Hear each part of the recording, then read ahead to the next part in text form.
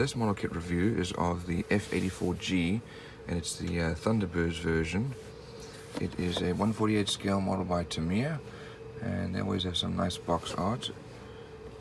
Here's a drawing of the model, and another drawing there. And let's have a look inside. There are the dimensions. And unfortunately, this one's made in chrome.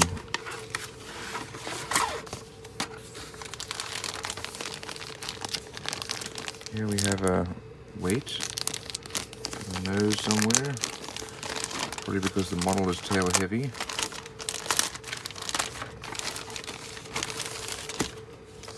Here's our canopy with some of the glass pieces.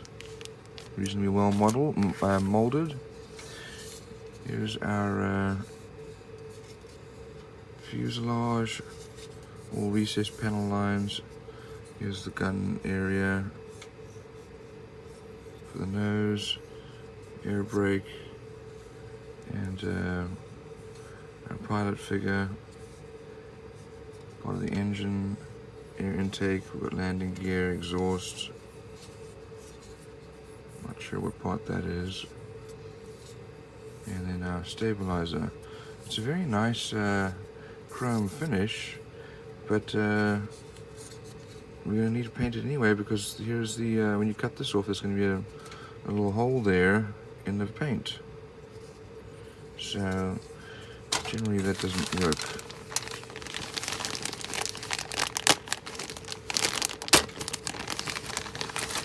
We have more sprues here. Here are our wings, and we've got our flaps, fuel tank. These pylons are molded on already. We actually even have some decent wheel wells.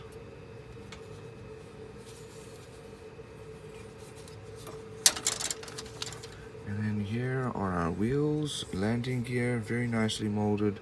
Instrument panel and cockpit with lots of little details there, and looks like some bombs, which you probably won't be using with the Thunderbirds version.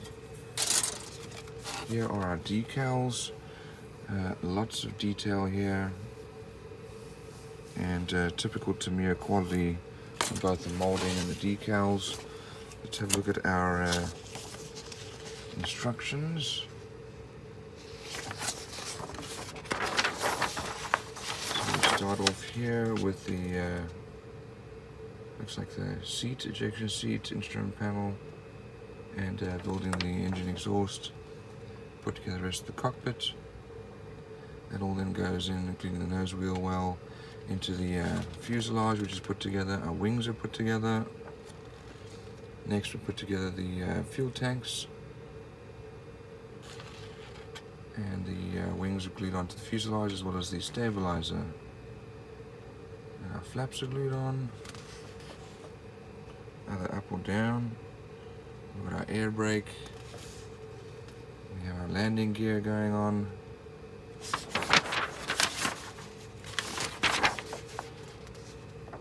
And canopy, engine cover with the looks like the gun area.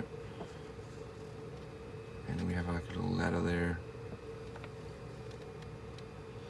Here's our painting and decal guide.